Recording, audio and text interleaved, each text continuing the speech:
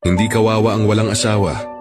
Ang kawawa yung may asawa ka nga pero hindi mo ramdam kung asawa ka nga niya.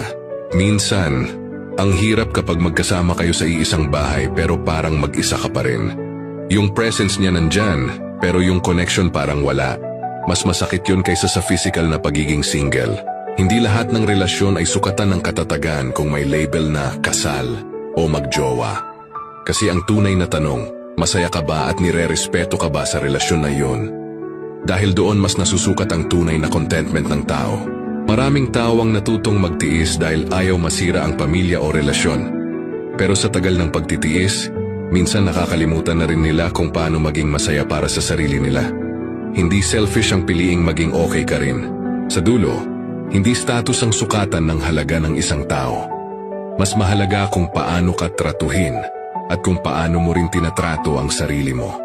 Kasi kahit may kasama ka, kung wala namang respeto at pagmamahal, mag-isa ka pa rin.